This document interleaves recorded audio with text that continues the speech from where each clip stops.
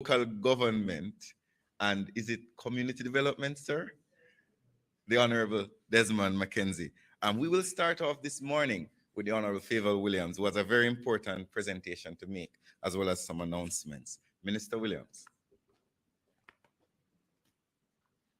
Thank you, Minister Morgan. Good morning, everyone. Let me acknowledge as well colleague ministers, Mackenzie, Minister Samuda, and Minister Morgan, the team from the Ministry of Education and Youth, our principals of our teachers' colleges, members of the media, Jamaicans all, good morning. Our commitment has been to keep the nation updated on the progress of the new school year. This week marks the second week, and our regions have reported that all primary and secondary schools are back in session. In the early childhood sector, early childhood institutions are also back in session. Yesterday, we held the official national launch of the 2023-2024 school year at St. Hilda's in Brownstown, St. Anne. I was very impressed with the dedication and commitment of students and teachers there. Representative students and teachers from all the regions were present, and I'm sure all over social media by now are the displays of the various booths from the various schools showing the skills of our students in science, technology, home economics, and other areas. I can also report that our teachers have been engaged since August in assessing some 45,000 grade 1 students for their readiness for grade 1 in order that we have the data so our teachers can know how to guide students' learning. Through the Department of School Services and the National Parent Support Commission, I'm happy to report that 40,199 parents were trained to improve their parental skills. This is a significant initiative in collaboration with the Ministry of National Security, in particular, Citizen and Security Program. As you know, parents are very important stakeholders in education, and to start the new school year with so many parents engaged due to this program is very encouraging. We believe this is the beginning of improved parent-teacher relationships and greater involvement of our parents in a constructive way in the lives of their children as they make their way to and from school, and that our parents will know more about what is happening with them. The National Parent Support Commission and the Department of School Services monitored the parental engagement programs in 556 schools, and we're expecting to see increased positive behaviors in those schools. I want to urge parents to continue to be active and constructive in their children's education, in their, not just their academic lives, but also their holistic development. Shifting now to exams. Yes, I know school has just begun, and here we are talking about exams. But before I go to that, I want to say that in addition to the 40,199 parents who were trained and now have improved parenting skills, we also conducted training sessions in school-wide positive behavior intervention and support framework known as the SWPBIS Tier 1 with 120 school teams. So for this new school year, we are also expecting to see improved ability of schools to positively manage students' behavior as a result of these training sessions that were conducted. We conducted refresher sessions, coaching sessions, sensitization sessions. This will also continue in the new school year. It is important to note the work that has been done and what it is that we're coming into the new school year with. In terms of exams, getting back to that, yes, schools have just begun And here we are talking about exams already, but we want to update the nation that the marking of the grade 5 exam is completed, and these results will be out shortly. Results from the grade 3 diagnostic tests are being posted to the NSRS, which is the National Student Registration System. This is our student database and platform.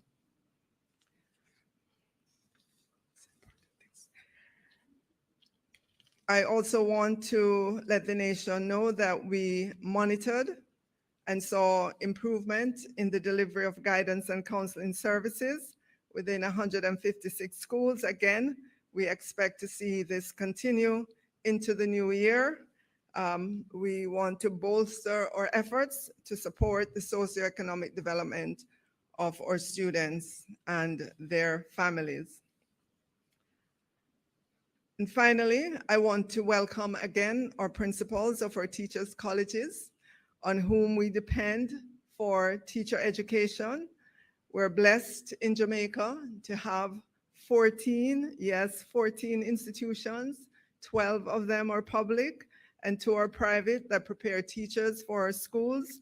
And today we have some of the principals of those colleges, and I want to acknowledge them. So if you could roll the slide, please.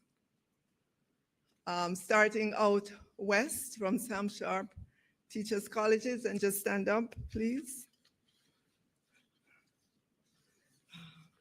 And that's Ricardo. I'm sorry.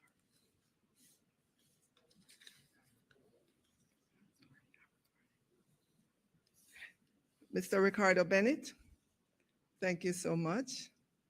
The next one, I know not all of our principals are here this morning. You know, we have Bethlehem Moravian College in St. Elizabeth in the next one. Churches Teachers College out in Mandeville, Manchester. G.C. Foster College in Spanish Town. Monique College in Monique St. Anne. St. Joseph's Teachers College. Yes, good morning. The Faculty of Education and Liberal Studies at UTEC. They train teachers as well. Next slide. The School of Education at UWI also trains teachers. Of course, we have just included in our portfolio at the Ministry of Education and Youth, Vocational Training Development Institute, otherwise known as VTDI, Gordontown Road. Keep going. Next, please. Shorter Teachers College.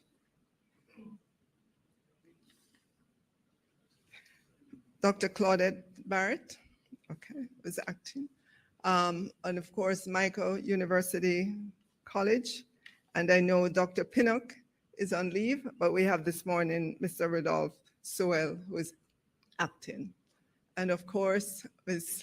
Campbell from Edmund College of the Visual and Performing Arts. College of Agriculture, Science and Education out in Portland. Yes, Dr. Deslandes is here. And a private university, Northern Caribbean University, and we have Ms. Mattis standing in for Dr. Lincoln Edwards. And we also have the private International University of the Caribbean in Montego Bay.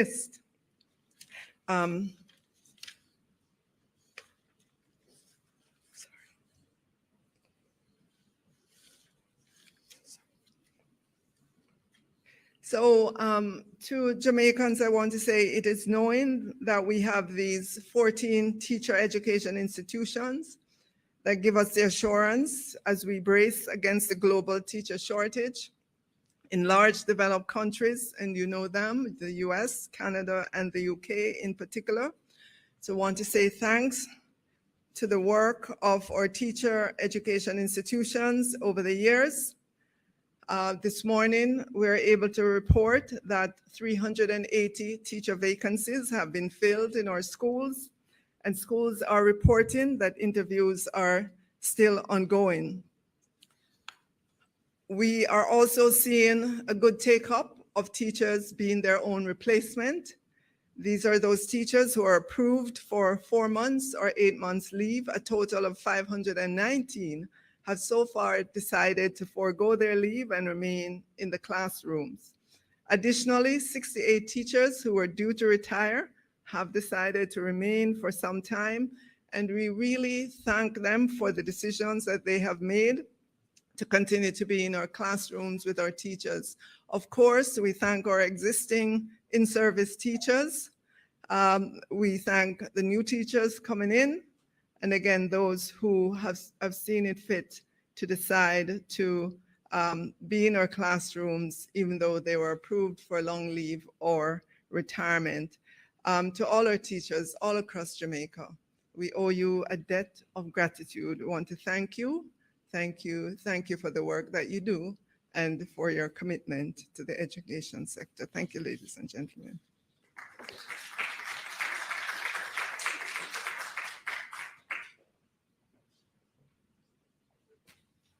Thank you very much, Minister Williams, for that update, and welcome again to the representatives from our teachers' colleges.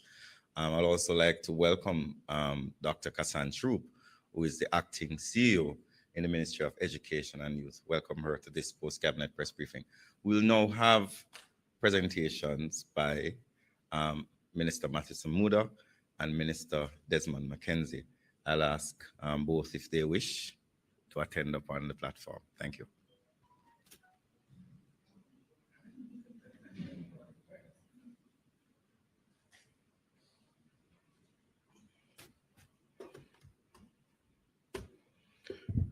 Good morning, ladies and gentlemen here with us present. Allow me to acknowledge colleague ministers. Minister Morgan, thank you for facilitating us this morning. Acknowledging also Minister Williams, Minister of Education, and Minister Desmond McKenzie, Minister of Local Government and Community Development. It is no secret that Jamaica has had significantly lower rainfall over the last 12 months than it would normally enjoy. All but 1 month has had rainfall below its 30-year average.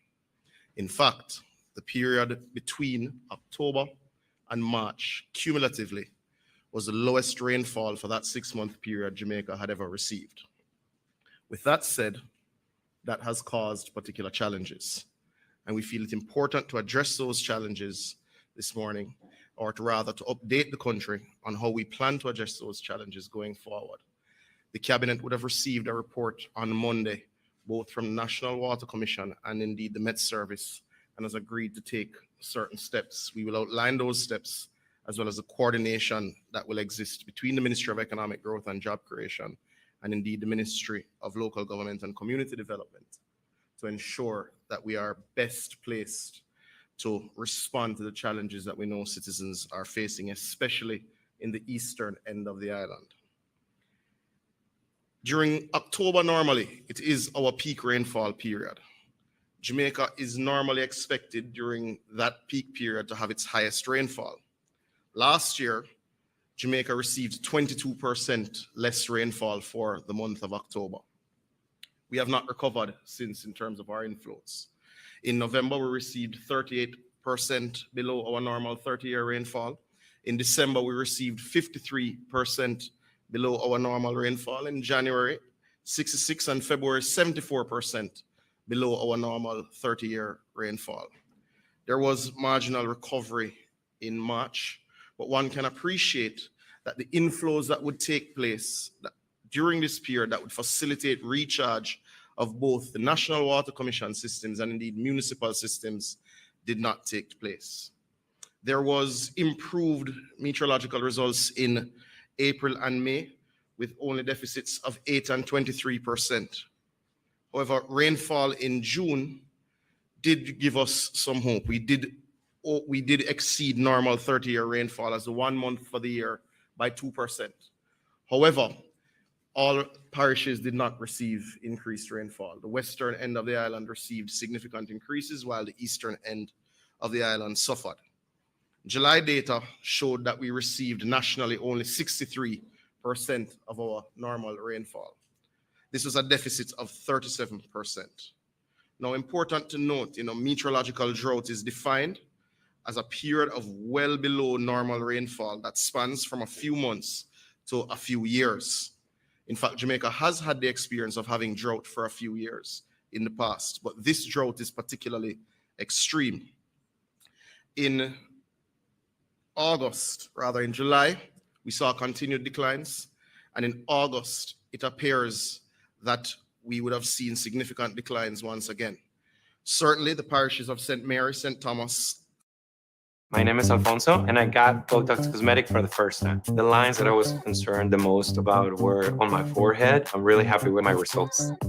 Talk to your doctor about Botox Cosmetic and whether it's right for you. The effects of Botox Cosmetic may spread hours to weeks after injection, causing serious symptoms. See for yourself at BotoxCosmetic.com.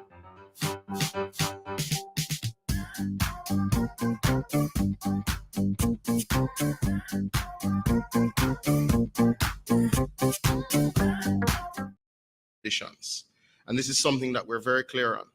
And it's also important to note that with the changing climate and with the changing weather patterns, in July and August of this year, we also would have had the highest temperatures ever experienced in Jamaica during July and August. And that is also a factor that is giving us a hard time. These high temperatures increase the impact and the evaporation, which leads to both hydrological and agricultural drought, which are both being experienced in Jamaica. Now, is there hope? Is there expectation of increased rainfall? Well, there is an expectation of increased rainfall going from mid-September into October, and we are seeing some of that already. There is a projection that there's a 50% projection that we could see above normal rainfall, but it is not conclusive that Jamaica will experience above normal rainfall. As such, we have to manage the resource that we have very carefully. Now, we have seen some rain and persons are tempted to believe, oh, well, we got rain yesterday, I should have water tomorrow. The reality is that the increases in rainfall that we've experienced since March have not been sufficient to recharge our water systems, either the NWC systems or indeed the municipal systems. And I think with that considered, the government has acknowledged that there will be challenges in the coming months. There will be challenges in the coming weeks. We do hope that we receive our normal October rainfall that would allow us to indeed recharge and give us some space. However, with that considered and with that report, the government has decided to increase its emergency response significantly. And I will come to that perhaps at the end of the presentation as we segue into Minister Mackenzie's presentation. I think important to look at the takeaway is that there is no conclusive increase in rainfall expected. So even when we do get some inflows over a week or so, we will be managing the levels of output very carefully to ensure that as we head into drier months of November, December, January, we don't put ourselves into a particular problem. Now, how has this impacted the National Water Commission? Persons should recall that the National Water Commission does indeed serve 75% of Jamaica. That is what we call the utility footprint. Now, we've had island-wide impact, but the impact in the eastern end of the island has been severe. And I'd like to go through some of this impact. The facility situation in island-wide is important to note. There are approximately 758 facilities that the NWC operates. We would have had a total of 154 systems severely impacted, and this would have been primarily on the eastern end of the island.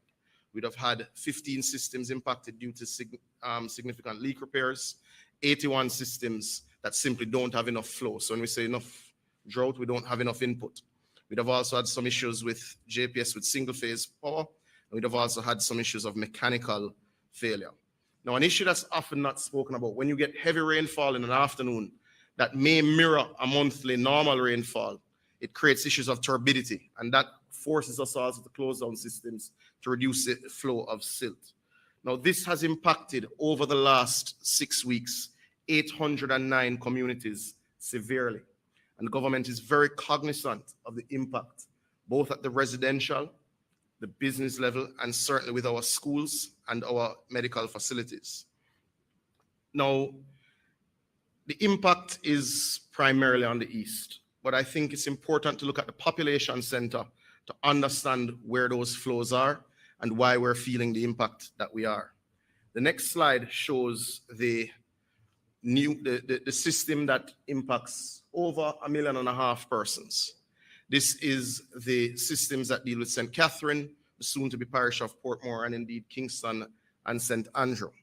Now, it also shows St. Thomas, because St. Thomas does function and does provide us significant supply into Kingston.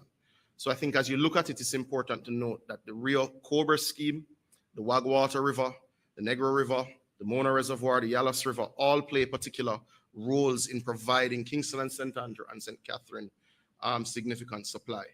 There is also the irrigation systems in St. Catherine, and important to note the alluvial wells that also provide potable water. Now, what is the situation? And the next slide shows that the alluvial wells in Kingston and St. Andrew are pretty much keeping pace, because we've been using them heavier than we would like to. We'd intended to rest them this year with increased flows from other spaces. Our Seaview water treatment plant is only providing 2 million gallons daily when we usually expect 2.6 million gallons. The Constant Spring water treatment plant is providing 5.5 million gallons daily of 18 million gallons normally projected. The Hope water treatment plant, where we would normally pull down between approximately 4.5 million gallons, is only able to provide 3.2 million gallons daily. The Mona system is only able to provide 7.8 million gallons of 16 million gallons daily. We've increased the transfer from Rio Cobre to 6 million gallons to offset some of the reductions. So for those who are experiencing significant and very stressful impact of water lockoffs, we want them to understand that this is what the reduction in rainfall has caused. Now, important to note, the Kingston and St. Andrew major system input is down approximately 40% in total.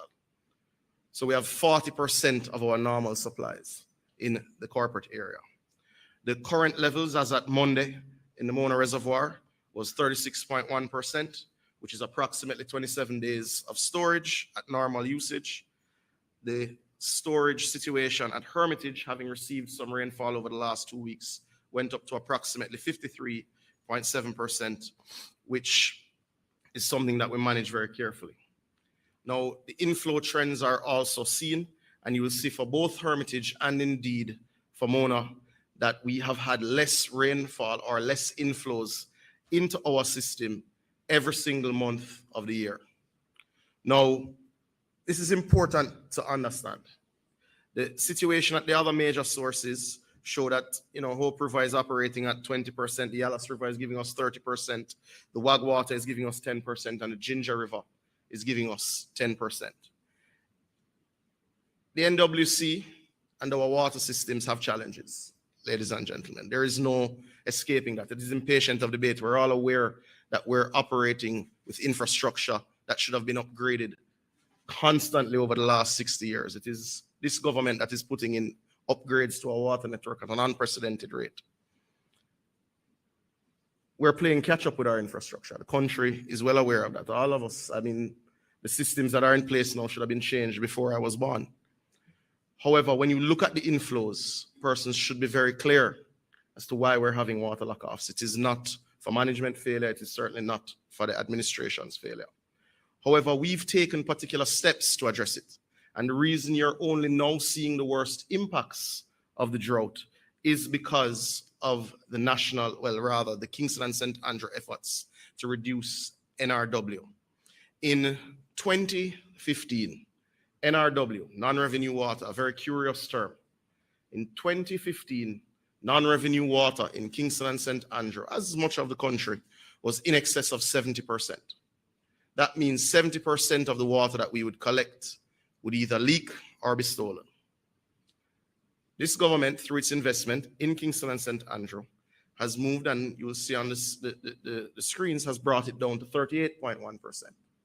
With current projects underway and significant investments to come, we expect to bring it in the range of 18 to 20%, which is international standard. There's no water distribution network anywhere in the world that has no NRW. It's unfortunately standard.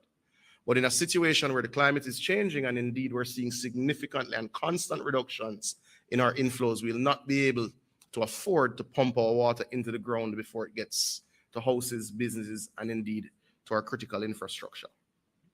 We've also ensured that significant actions are taken in the short term. We've reactivated wells in Havendale, Beverly Hills, and Cavaliers.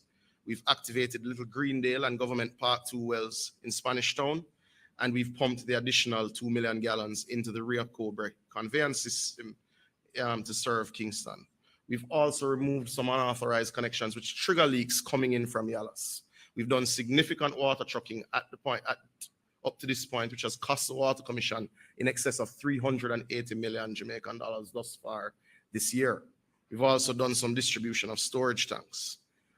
But I want to assure residents of the corporate area, residents of St. Catherine, and indeed residents of all of Eastern Jamaica, the investments that are underway will transform your water system. This is not a conversation we expect to have in 2 to 3 years. We expect to build in the resilience that gives us the capacity to deal with our changing weather patterns. One of the investments that will come on stream within 2 years will be the water treatment plant at Content. This government has signed a contract to invest $77 million to provide in excess of 15 million gallons daily into St. Catherine and Kingston. That would reduce the impact of the rainfall reductions that we're seeing. That investment, the contract is signed. We expect that ground to be broken shortly, within months. We expect that development to take no more than 2 years. The projections are between 18 months and 2 years. So the investment is being made where this doesn't become the permanent discussion. The investment in our farmers, in irrigation systems. Right now, we have $50 million US of work taking place in St. Elizabeth in the Essex Valley scheme. Later this year, we will complete negotiations on the Pedro Plains irrigation system, which will ensure $200 million US is invested. Unprecedented investments. So we are playing catch up, but this government is indeed making the investment. But those things take some time. And in the short term, we are aware that it is having a severe impact on households. It's having a severe impact on households, certainly in St. Mary, Portland, St. Thomas. Downtown Kingston is severely impacted. We certainly know of the issues in the hills of St. Andrew.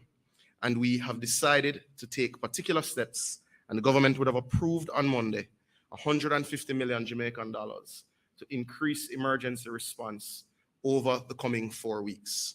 Now, it is focused primarily on eastern parishes, but where there are issues with some water systems outside of the east, we will also give residents the support that they desperately need. That $150 million will be broken down with $80 million going to the National Water Commission to increase trucking to critical infrastructure, certainly your hospitals, your schools, your health centers, and indeed homes for the aged, as well as communities along the utility footprint.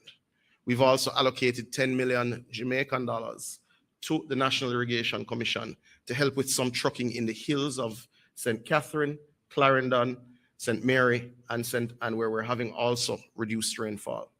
We've also, of that 150 million, $60 million will go to the Ministry of Local Government to increase their support to local communities within these parishes.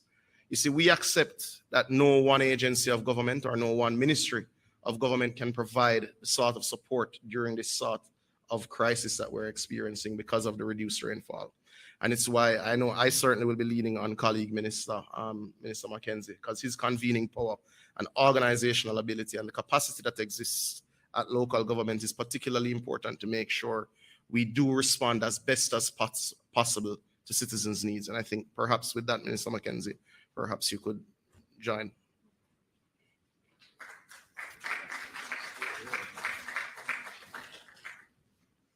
Thank you, colleague. The protocols have been established. I will just get straight into my very short contribution to this aspect of a press briefing.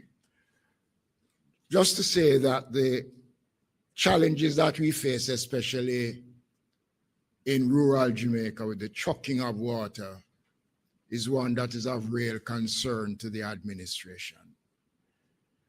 This $60 million that have been provided from the $150 million will go a far way in offering some level of relief and support in the respective parishes. Outside of the announcements made by Minister Samuda, the Ministry of Local Government has been working closely with the Ministry of Economic Growth and Job Creation in coming up with answers. And I want to make the point that the water shops that we have been building across the country, we are not saying that this is the answer to the problems of water. But what this has done is that's created an area where people can depend and get portable water without having to worry. We have just concluded the construction of a major facility in St. Elizabeth. Quite recently, we opened the largest water shop built so far, a 30,000 gallon facility in Manchester. And we are looking now to commence work on a new facility in the parish of Clarendon, which is one of those parishes that have a severe problem when it comes on to water. The Ministry of Local Government will be working closely with Minister Samuda on a black tank program for 5 parishes that are severely affected by the water crisis. These tanks will be provided to the municipal corporations to be distributed in communities based on the survey that we have been doing. So we're not just getting the tanks and issuing the tanks just like that. It is based on investigation. It is based on a needs basis. And this program we expect to roll out in the middle of October. I want to say something about Kingston. And Minister Samuda mentioned the efforts that are being made. I represent an urban constituency in the heart of the city. And I tell you, as Minister said, because of the lack of maintenance and investment in the water system, we are seeing serious problems in various communities in downtown Kingston. And so we have provided financial support to the constituencies of South St. Andrew, Southwest St. Andrew, Central Kingston, and West Kingston for the trucking of water. We will continue to do that while working with the National Water Commission in finding the answers. And I think we are reaching there, Minister, because the pipeline which has been laid on Spanish Town Road, once that line is fully activated, will bring some relief to the people in downtown Kingston. I want to make another point which is important, that the resources provided by government, by the government of Prime Minister Andrew Holness, for the trucking of water, for the construction of water shops. These facilities is not to be used to sell water. We are providing water free of cost to all the communities. And I know of cases where people would abuse the system by filling up tanks and going back, selling the water to communities. I urge people, once you find that, report it to the municipal corporation or to the Ministry of Local Government. It is a collective response to the water crisis. It is something that we are taking great care, because at the end of the day, it is the government's responsibility to respond. We are not afraid. We are not passing the buck to anybody. But I can say without fear that this administration has done more to improve water systems in this country than any other administration has done. And I challenge anybody to come forward to say that. The Ministry of Local Government over the last calendar year have spent over $150 million on the trucking of water. We have spent some $135 million in building new water facilities across the country. And this year so far, we have gone nearly $40 million in the trucking of water, and we intend to increase that amount. Again, the solution is not there readily. There are communities, especially in rural Jamaica, that it is going to take time for water to get into the pipes. But this government has been working, and we will continue to work to improve the water supply, whether in terms of trucking, water shops, or to the extent of the National Water Commission.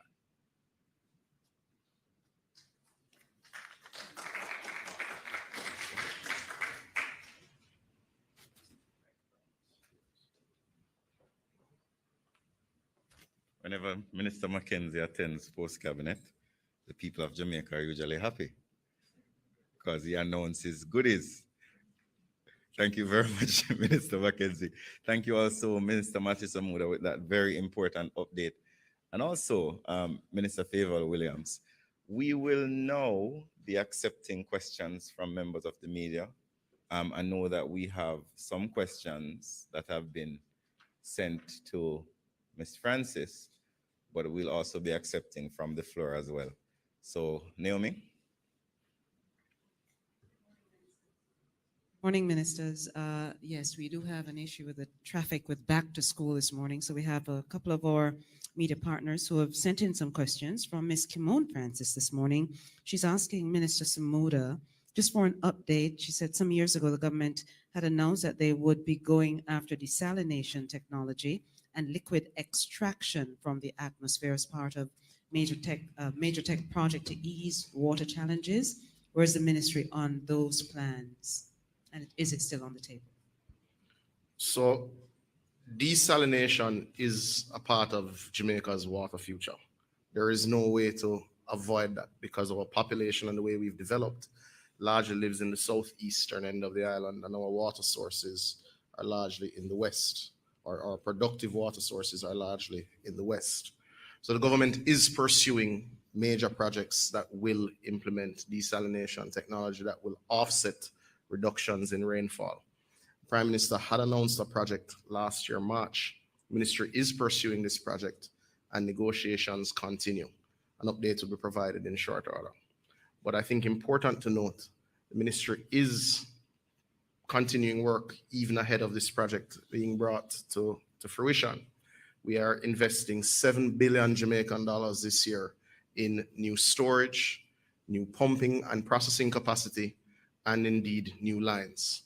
Minister Mackenzie would have mentioned the project that would have been completed late last year on Spanish Town Road with a new pipeline. That is $2.5 billion of investment.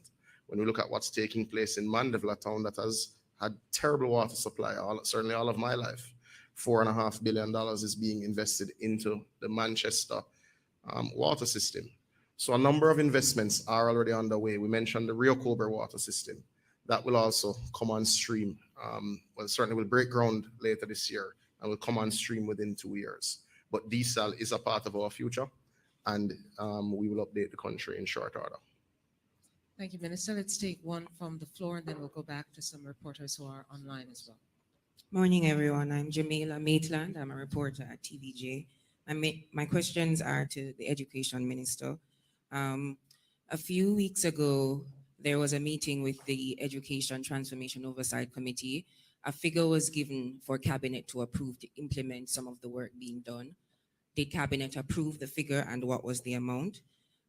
Also, CXC had said the Education Ministry had provided them with some updates to prevent the leaks that we saw a few weeks ago as well.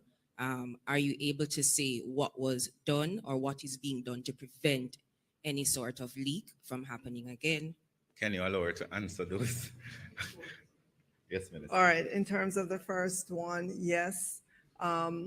Together with the Mona School of Business, we undertook the costing of the implementation of the many recommendations in the report, the Orlando-led Commission Education Transformation Report.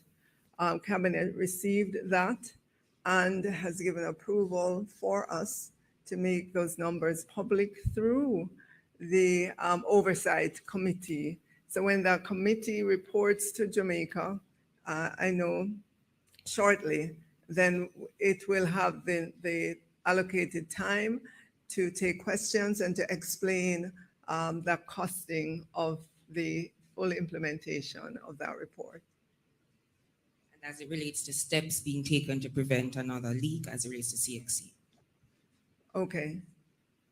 Okay, so we work through, we mean in the Ministry of Education and Youth, work through the OEC because you know that they are the entity to oversee the exams. Or maybe at our next press briefing, I'll have them back because they would know the intricacies of what to do and what to say and not to say. And I wouldn't want to say anything that at this moment they do not wish to be disclosed. Thank you, And Minister. you had I think she had another question. All right. Just one more for the minister. Are you able to say whether or not there have been any update as it relates to teachers who have resigned this week? And I know some of the heads of the institutions are here today. Are you able to gauge whether or not we are, whether or not enough teachers are graduating enough to fill some of these spots that we have, the vacancies that we have now? Right, so in terms of teachers that are graduating, for this year, I know about approximately 1,200. I do understand that in some critical areas, there are still gaps in mathematics in particular. We're hearing now English language. And so as we engage more with our teacher education institutions, we will hear from them as to how we can incentivize students, what kind of a support we can provide to attract more persons to attend these colleges.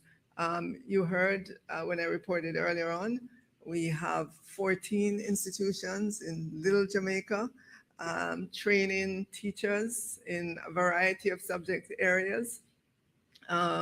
We need to put more resources behind our teacher training institutions to enable them to expand their enrollment capacity. And so these are some of the conversations we'll be having with them going forward as to how we can do this. Yes. Scholarships, I know Dr. Troop has been saying that we can provide additional scholarships as well to students. So these are some of the things we have to discuss that will be on the table as we begin our monthly roundtable or monthly discussion with our teacher training institutions to ensure that we really focus on those critical areas of need within our schools. Thank you, Minister. I have two questions here from Shalois Michael at NNN. One to you, Minister Williams, and she's asking, what has the feedback been so far regarding the dress and grooming policy in schools? Are the schools and students complying? All right, yes, thank you for that question. As you know, we did publish our draft policy on dress and grooming to allow everyone in Jamaica to read the policy, for there to be discussion, if they have any input into it, to come back to us. So far, we've only been hearing discussions in the public sphere. I don't think we have any written submissions just yet. I was delighted on Monday morning when I went to the transport center at Halfway Tree and ran into the most beautiful group of young men from Jamaica College who expressed just unapologetically their full support for the dress and grooming policy. That's very positive because that means full acceptance and adherence to the policy. Thank you, Minister. The other question is to Minister Samuda, and Ms. Michael is asking, the Prime Minister said that the residents of Trelawney, St. James, Hanover, and Westmoreland are set to benefit from a water supply system that will cost approximately $200 million to implement.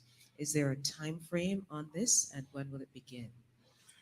It's actually $209 million that is required from the Martha Brae system all the way around to Savannah Lamar. And the citizens will benefit from significant investments in 3 water treatment plants that will upgrade output to in excess of 30 million gallons, or by in excess of 30 million gallons daily. It will also see significant upgrades in storage facilities right through Trelawney, St. James, Hanover, and Westmoreland by way of tanks, as well as upgrading of existing facilities.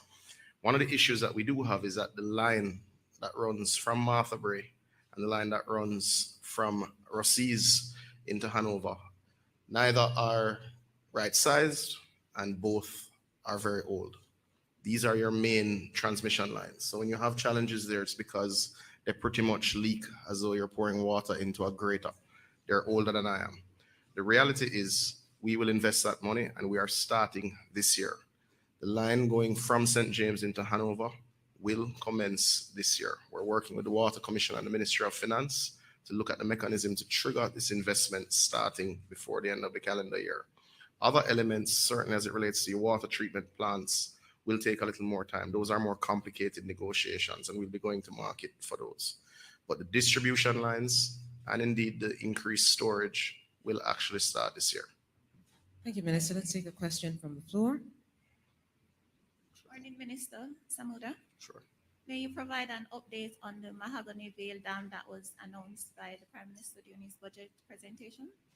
So the Mahogany Vale system, for those who don't know, is very close to Hagley. Well, rather would be very close to Hagley Gap on the border between St. Andrew and St. Thomas. We are doing the surveys now to identify the best place for that dam. We're also validating studies that had been done some 10, 15 years ago to ensure that the economics behind it is what we would want. We do know that there is significant water supply where the Yalos River and the Negro River combine. That is generally in Mahogany Vale. From as far back as 1923, the then Public Works Department of the colonial government had identified that this would be the best storage point for water supply in St. Thomas and in Kingston and St. Andrew. We've done several studies. In the 1950s, it came up again. In the 1980s, the Yalos pipeline that we have now coming into Kingston was the first part of the Mahogany Vale system and would have been commissioned by then Prime Minister Siaga. So the Mahogany Vale system has always been contemplated as a part of the water supply system for Kingston and St. Andrew. The WRA is validating past surveys now to ensure that the water supply from these rivers is what we anticipate. The Met Service has written to its colleagues to ensure that what we're experiencing now is indeed cyclical as opposed to a permanent change in weather supply. We're also in consultation with the Ministry of Science, Energy and Technology to ensure that they have sufficient space on the grid to take the energy offtake that would make this project viable. So in essence, this project is in development. The Ministry of Economic Growth and Job Creation has a team working both on this and the desalination options for Jamaica. And updates will come soon. Thank you very much, Minister.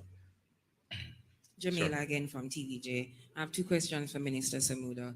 The Black Tank Initiative, a timeline of September was given. It's now October. What was the reason for the delay? And I heard about the steps being taken to ensure that the most vulnerable benefit, but can you expound on how this will happen? So 1,300 tanks have already been distributed by the National Water Commission as a part of its drought mitigation efforts. The system that will be taken for this rural water resilience program, as announced by the Prime Minister, to distribute in excess of 50,000 tanks, is very similar to the system that is used for the social housing program. We've convened a group that will assess recommended persons and recommended areas for the distribution of these tanks. So in essence, tanks will go to the most vulnerable and those living below the poverty line, and will be in areas that the NWC has assessed will have a very difficult time in terms of extending their utility footprint in the short term to providing this space. To note, and just so that those listening are very clear, this is not just a black tank initiative as it relates to the one that Minister Mackenzie would have mentioned. It is a rainwater harvesting initiative as well. So the tanks will be provided to households along with the appropriate guttering systems and plumbing fixtures. We will also be taking young men and women from the communities that are unattached and training them for installation. They'll also be helping us to geotag these tanks. So if someone says, this address got a tank, can I bring it up? You'll be able to audit it as well. It also becomes a basis for future trucking routes, because having a map of where there is storage will allow us to plan better in terms of trucking and start to pull the gray area out of the trucking space. Now, you asked why some of these things take long. Quite frankly, our procurement rules that we have agreed on in our country are very heavy. We also have to acknowledge the productive capacity locally. When we went to tender earlier in the year, we had difficulty even getting persons to commit to being able to supply the volume of tanks that we want to provide in the system. We've resolved that. I expect contract award within a matter of 2 weeks. And we are going through now the analysis process, having had the recommendations coming from constituencies to be able to roll out. So end of September, early October, not much different. I mean, it is different if you're looking at. It's not much different though, so we agree to disagree. Additionally, and I'm speaking here as a member of parliament, we did announce this program, but I think recognizing the delay that would take place, the government did through the NWC distribute over 1,000 tanks, and constituents in my constituency benefited from those tanks and constituencies across the island. So it's not a case where nothing has been done. It's a case where recognizing the challenges of the procurement process, we have to follow the rules. I do not want to be standing here answering questions as to why we didn't follow the rules. I would rather us follow the rules and do it properly so that the people can get the benefit in a fair and just way. But for further details, we've also taken recommendations of in excess of 3,000 names for the 5 parishes that represent households that need these tanks. We're doing the social assessment on 3,000 households to be able to stand here and ensure that when we commit to you that this program has benefited from equitable distribution of these tanks, that we are certain. So that process is underway. We have the names, they're doing the social assessment, the surveys of communities are underway, and the program will get on board. We'll get on track shortly. Thank you, Minister. Do you have any other questions? We do. I believe Jamila says she has 2, but I also have a question. I gather Ms. Francis wants Minister Mackenzie involved. So Minister Mackenzie, this one is for you. Ms. Francis asks, given the adverts put out by the EOJ, has there been a budget submitted for local government elections? And she'd like to know the figure. Well, the matter has not yet reached that stage for an announcement. The elections are due the February, and there is still time for that to be done. Thank you, Minister. Jamila? 2 for Minister Mackenzie. Recently, you visited the St. Anne Infirmary. You weren't so pleased at the state of the facility. What has happened since you pledged $50 million, but at the same time, you said that the facility needs relocating because of its proximity to the sea? How do you invest $50 million in a space where you're trying to relocate at the same time? Well, if I follow up on the response that Minister Samuda gave about procurement, it is going to take us about 5 to 6 years to build a new infirmary. If we have to go through the protocols that have been established for that, it is going to take us some time. There is a need for the expenditure to be spent at St. Anne. I had a meeting on Friday, last Friday, with the team from St. Anne, looking at the infirmary and the things that needs to be done. And we are commencing the work. First of all, looking at the kitchen, because that is one of the areas of grave concern. I glad you raised it. I got a letter from the Press Association raising concerns about my not allowing the media to take pictures of the infirmary.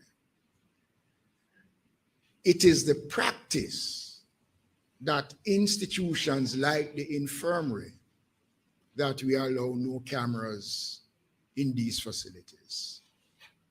So it is not something new. And the reason why the press was not allowed to come with me is because they had to go through sensitive areas of the infirmary. So it was not barring the press. All we said to the media was, look, you can't come into this section of the infirmary. We do not allow pictures to be taken of the residents. It is not a practice that is permissible. So if there is any feeling that we exclude the media, I want to dismiss that and to say that is not so. Thank you, Minister. Thank you very much, Naomi. I think we have a final A question. final question from Chris. Morning, Minister Mackenzie. It's for you. I am Minister Mackenzie. Morning. May you say how many water shops have been constructed thus far, and are they having the desired impact? We have constructed 12 so far, and yes, they are meeting the requirements of the various communities. I visited the first one that was built in Clarendon. Penance. In Penance, in Clarendon, and believe me, the community is really grateful for the water shops. And I must make the point that when we were constructing these facilities, we did so based on demands. We did an assessment of the area to find how viable it would be, and we are pleased so far. And as I said before, there are 4 more of these projects lined up to be constructed between now and the end of this calendar year. Thank you very much, Minister. We're right on time. Want to thank you all for attending, especially our teacher training institution representatives, also representatives from the Ministry of Education and Youth, representatives from the National Water Commission. And I see Evan Thompson, I understand that you brought rain. Thank you for coming, Evan. Also want to thank our viewers, you, and also the support staff from the Jamaica Information Service, the Office of the Prime Minister, and PVCJ, as well as the members of the media, both online and here, and you, our viewers out there. Thank you all for joining us this week for another post-cabinet press briefing. We'll be back here next week on time, same time, Wednesday at 8 a.m. Have a wonderful and safe day.